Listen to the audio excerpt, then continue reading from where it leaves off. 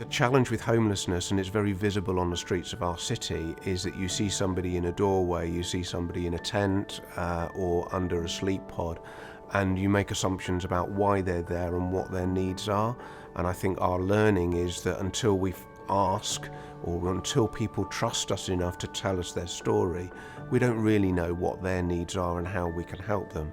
At the bottom of it, underneath it all, is actually a lack of hope and a loss of self-worth and a lack of trust, and a loss of trust in people and society to actually provide help.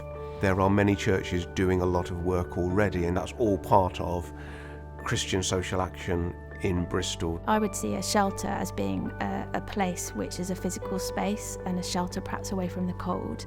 But for us, we really want to provide something that's more than that. It's what would you call a home? And for us, I would say a home, and for our guests, a home is somewhere that feels safe, somewhere that provides roots, community, a sense of well-being, a sense of identity from being within that group.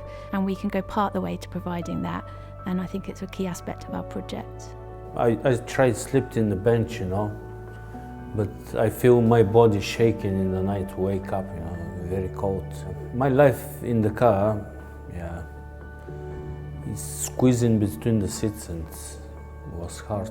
In Bristol, go a lot of places for food and help.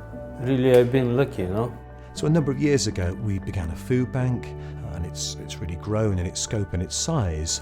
But actually, as we've been engaging with the community, we realised there was so much more need than we even realised. As a response, we've begun 2 houses for those vulnerable to homelessness. They have mentors, they have empowerment workers, they have counsellors.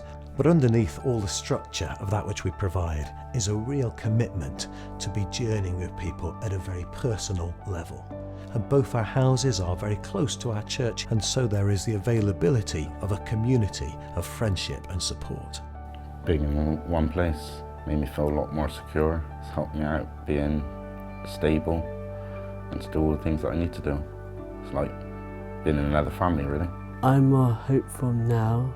I know I got Jesus on my side, so I'm optimistic for the future. I'm a firm believer that everyone does deserve that second chance. Some people will take that second chance, others are not ready for it, but it's been given to me and I'm grasping it with both hands. In meeting long-term needs, we have seen some fantastic examples of investment being released into the purchase of property to house people, and we can do more of that, releasing resources in a way that will provide a financial return, but more importantly will provide a social return in meeting people's immediate need, and what I would call a kingdom return, creating that context for people's lives to be transformed. And I'm really excited by that as we see the church coming together and contributing significantly to a city transformed.